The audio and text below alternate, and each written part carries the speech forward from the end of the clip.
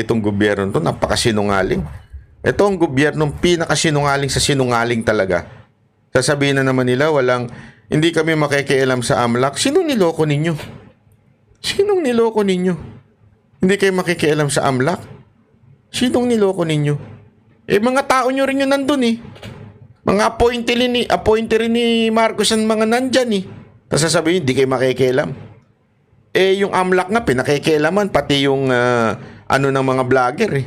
Diba ho? O napag-utusan siguro ni Romualdez yun. Kaya isang malaking katarantaduhan po itong mga ganitong pahayag ng Malacanang na walang Kaya alam mo, expected na yan. Ganyan na ganyan din ang ginawa kay Pastor Kibuloy, di ba? Isipin mo, ginawa nila ng paraan. Alam nyo ho ba na wala sa pangalan ni Pastor Kibuloy ang lahat ng pagmamay-ari ng Kingdom, yung KOJC? Wala sa kanya, hindi sa pangalan niya. May board of director po yan at hindi ho siya kasama ho doon. Ang naandyan yung mga direktor ho ng board of directors ng KOJC. Pero syempre, alam mo naman itong gobyerno to, parang wala nang batas na sinusunod. Kaya lahat gagawin talaga, ma-freeze lang yung asset ng KOJC. Ngayon, eto naman si Pangulong Duterte. Antayin nyo, hindi pa tapos yan. Baka akala ninyo natatapos yan kay Pangulong Duterte. Ang isusunod yan si VP Sara Duterte. Kaya nga yung paulit-ulit ko din sinasabi every time na nag-i-speech po tayo sa mga rally. Sinimulan yan mula doon kila Bantag, lahat ng kalaban, lahat ng sa tingin nila ay makakalaban nila.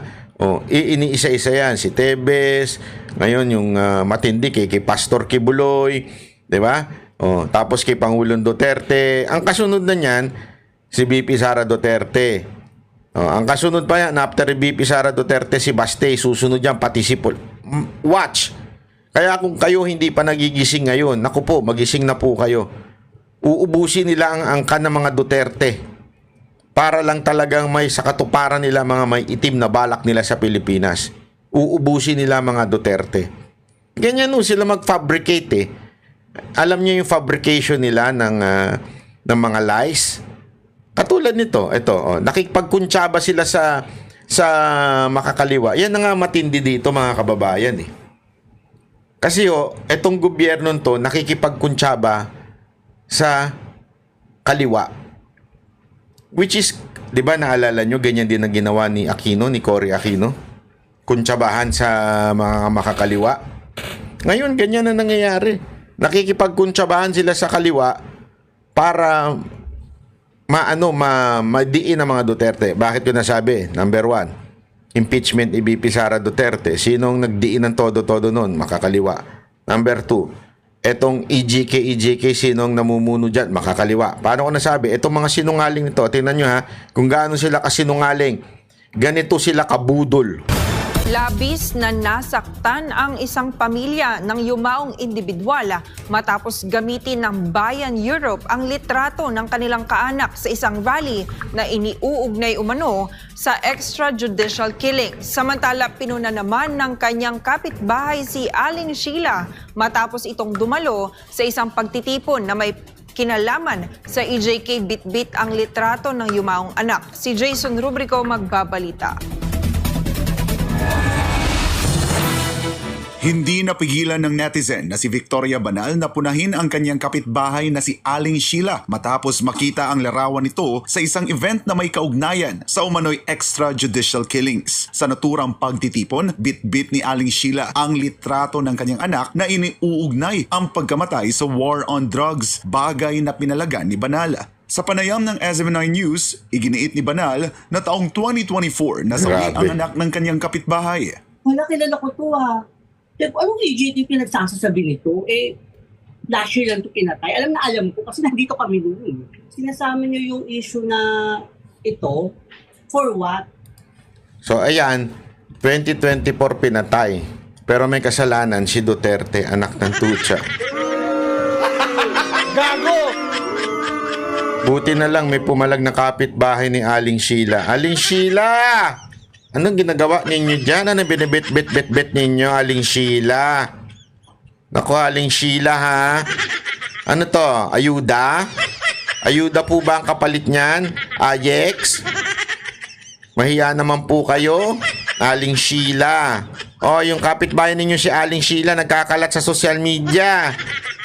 Ay nako. Aling Sheila, umayos ka. Unang-una, ikaw, si Alice, alam mo naman na hindi yan, part ng EJK. Dahil last year, again, inulit ko last year, June yan pinatay.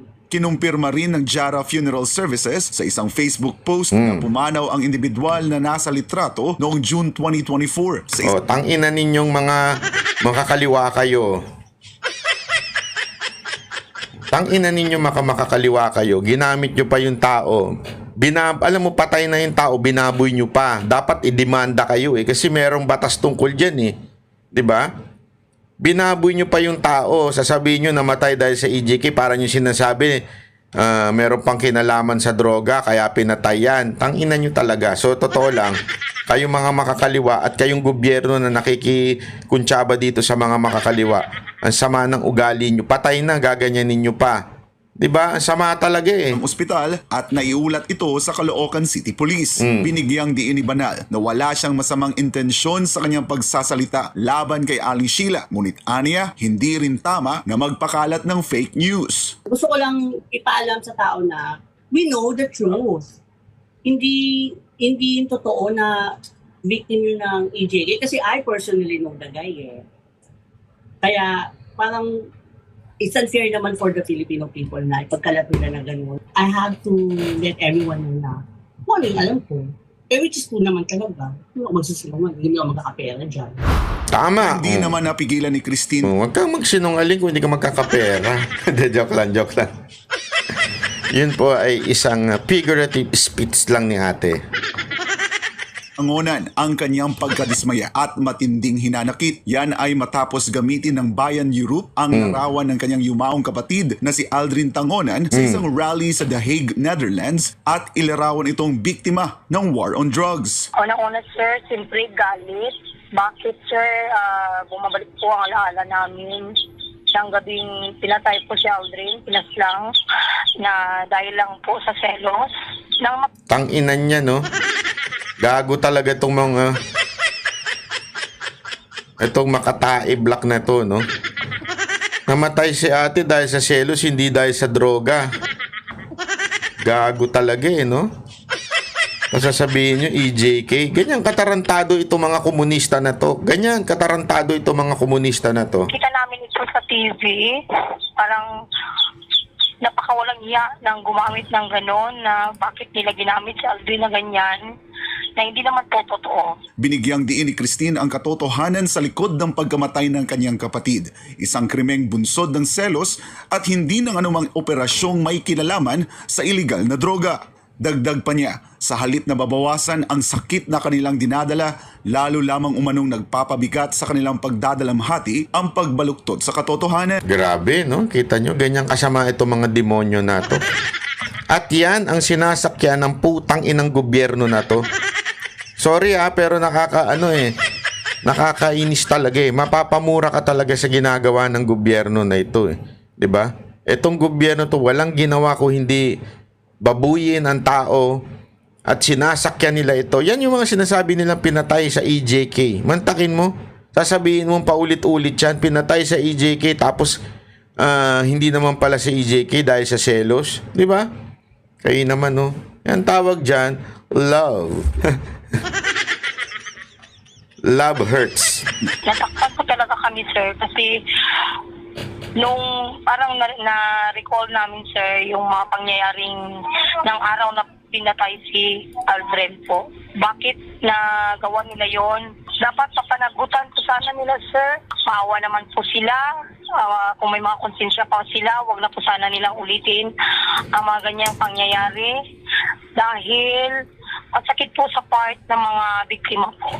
Nanawagan din siya sa publiko at sa mga organisasyong nagpapakalat ng maling impormasyon na magpakita ng respeto sa kanilang pamilya, lalo't higit sa lahat sa kanyang kapatid. Hiling din ni Tangonan na maging responsable sa paglalabas ng impormasyon at iwasan ang pagpapakalat ng fake news na aniyay lalo lang nagpapahirap sa mga naiwang kaanak. Maliban pa rito, ginamit din ng mga makakaliwang grupo sa kanilang mapanlinlang na propaganda ang litrato ng isang yumaong doktor, pati na rin ang litrato ng isang law student mula sa University of Santo Tomas na namatay noong 2017 dahil sa hazing at hindi sa war on drugs. Para sa Diyos. Grabe, no? Napanood niyo yan, pati yung doktor, ginamit nila yung pagkamatay ng isang doktor, pati itong yung namatay sa UST to, yung sa hazing, nasasabihin nila EJK, ganyan kasama yung mga yan. Ang punto ko nga dito, tila ganun ang punta ng Pilipinas. Bakit? Kasi yan ang sinasakyan ng gobyerno ng Pilipinas. Yung mga pronouncement nitong mga komunistang grupo na ito. Yan po yung kanilang ginagamit. Gagamitin mo fake news. Bakit hindi mo sitahin, ha, Claire? Ikaw, Claire, ang daldal mo, di ba? Balakatak yung bunganga mo, eh. Bakit hindi mo punahin ito mga to? Di ba naghahanap kayo ng fake news? Ayun, sampal na sa mukha ninyo yung mga fake news, di nyo sitahin. Bakit? Kasi ginagamit ninyo. Ginagamit nyo yung kwento na script na maraming namatay sa EJK.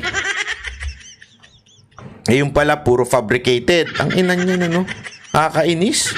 Sorry nakakabuisit eh. Patulog na ako. Bibuisit ako sa inyo. Na high blood ako sa inyo sa mga ginagawa ninyong ganyan. Alam nyong maling-mali yan. Pati mga patay na. Meron pa nga doon ako pinost na yung buhay pa siya, pinapatay na. Grabe talaga. Grabe ho talaga. As in, grabe ho yung eksena na ginagawa nitong pamahalaan natin. Hindi ko alam kung paano nila naaatim sa kanilang mga puso yung sakyan mo yung katarantaduhan, yung sakyan mo yung fake news. 'Di ba? Tapos ang lakas ng loob mo, sasabihin mo, hindi magkakaroon tayo ng pagtugi sa mga nagpapakalat ng fake news. Anong tawag niyo diyan? Putang ina ninyo, hindi niyo galawin 'yan. 'Di ba? Bakit hindi ninyo isitahin 'yan kung talagang you are against fake news? Oh, ikaw Barbers, akala ko ba against ka sa fake news? Iniwan ka na ni Dom Fernandez. Oh, ikaw Paduano, akala ko ba against ka sa fake news? Bakit di nyo sitayin yung mga ganito? Lantarang fake news na nagpapakalat, panggugulo lang yun sa Pilipinas. Mantakin mo, i-announce nila sa buong mundo na may pinapatay ng EJK ang gobyerno. Sinisiraan ng gobyerno, yung pala peke. Di ba dapat magalit kayo? Kasi tandaan ninyo, di ba, yung isa nga nagrarally pa sa dahig eh. O ibig sabihin, pinalalandakan nila sa buong mundo na maraming mamamatay tao dito sa Pilipinas. Maraming pinatay sa EJK. Yung pala, hindi naman pala namatay sa EJK. Di ba dapat magalit kayo mga congressman? Lalong-lalo ka na Barbers, ang daldal mo eh. Ang tapang mo pag nandiyan ka sa kamera eh. Yung tapang mo, ilagay mo sa tama. Walang problema maging matapang, pero ilagay mo sa tama. Sitahin mo yung mga mali. Yung tunay na mali. Hindi lang yung mga nagsasabi sa inyo ng hindi maganda. Ang sinisita nyo lang, pumupuna sa inyo eh. Yung mga ganito, ba't di nyo sitahin? Katabi nyo na nga yung ano nyan eh. Yung Makabayan Black, katabi nyo na eh. Ba't di nyo sitahin yung kapwa ninyo? Sabi nyo, uy, wag naman kayo ganyan. Naninira na kayo sa bayan eh. O, sitahin mo nga ng ganon. Ilabas mo yung tapang mo sa kapwa mo. Hindi yung tapang mo, kami lang mga kinakaya-kaya mong vloggers. Bira kayo. Pati itong si NBI director, meron pang binabantay na may 20 na kaming binabantay ng mga vloggers. Ba't di nyo bantayan yung mga ganito? Bakit yung mga vloggers lang binabantayan ninyo? Ba't di nyo bantayan yung mga ganitong nagpapakalat ng fake news? Ba't di nyo kasuhan yung mga ganito? Di ba? Nasasabihin din nyo, hindi, nagbabantay na kami sa 20 na vloggers, kakasuhan namin yung mga vloggers na yan. Halatang tinatakot nyo lang yung tao eh. Hindi, yun talagang ano dyan, tinatakot nyo lang yung tao. Ha? Nagagalit lang ako ha. High blood na ako. Papadala ako sa ospital. Ha? Gago! Sakit na ng batok ko. Ang katarantaduhan na nangyayari sa Pilipinas. Di ba ho? Sana lang maunawaan ninyo yung sinasabi ko. Alam ko medyo napapaano tayo ngayon, pero kasi maling-mali na ho eh. Maling-mali na yung nangyayari. Mantakin mo, kinulong si Pangulong Duterte dahil dyan sa mga tarantadong nagpapakalat ng fake news. Hindi, yan ang diniin ninyo eh. Marami namatay si EJK ni Duterte. 2020 pa namatay. Ni EJK pa rin ni Duterte. Ano to? Superpower siya. Pati hindi na siya presidente. Namamatay tao pa rin siya. Di ba? Dahil dyan, nagpakulong kayo ng isang mapakatinong tao, isang bayani. Para sa karamihan. Karamihan tinuturing na bayani si Pangulong Duterte. Bakit? Kasi nalinis niya eh. Naayos niya yung peace and order sa Pilipinas eh. Tapos ngayon, ganyan ang gagawin ninyo. Anong gagamitin ninyong batayan? Di ba? Basihan nyo lang, batayan ninyo. Yung mga picture-picture na yan. Di ba? Puro peke. Sa bagay, puro peke yung mga nasa mukha ninyo. Yun ang katotohanan dyan, mga kababayan. Kaya nakakabuisit ito sa mga ganitong pangyayari sa Pilipinas eh. Hindi mo di ba? Hindi mo malubos maisip na nangyayari yung ganito sa ating bayan dahil lang sa fake news nito mga komunista. Kaya nga tama yung sinasabi ng ilan nating mga kababayan eh. Ano ba? Tayo ba talaga ay nakikipagkuntsabahan na sa mga komunista? Mukhang gano'n na nangyari eh. Ang tumutulong, ang attack dog ni Tamba, itong mga komunista sa Kamara. Ngayon, itong attack dog ng gobyerno to, ni Marcos, walang iba kung hindi din itong mga sinasakyan nila itong mga makakaliwa na ito. Baka mamaya magising na lang tayo, sila na nakaupo. Mga traidor kasi yung mga yan eh.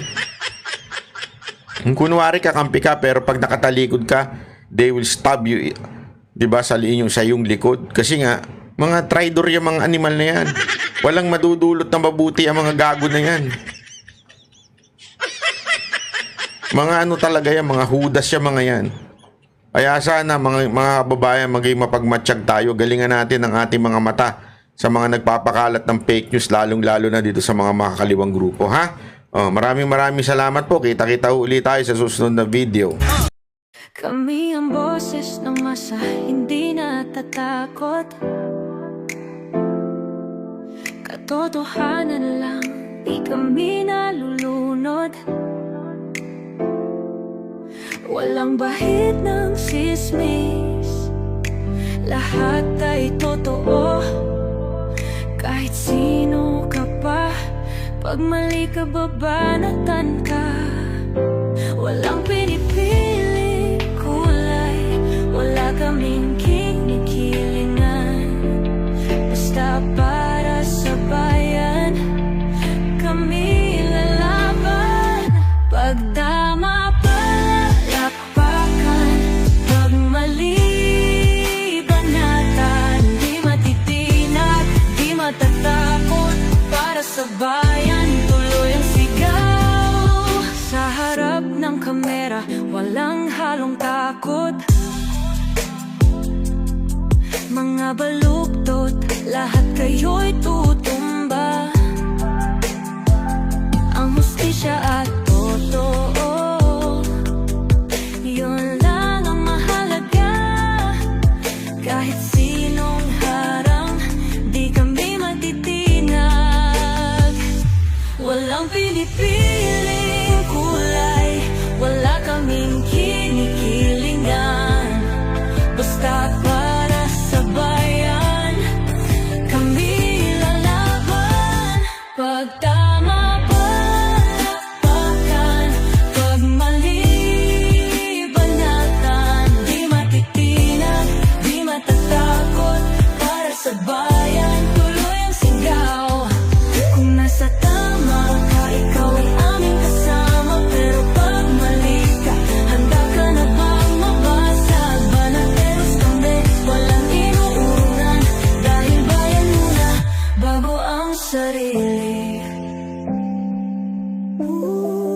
mo.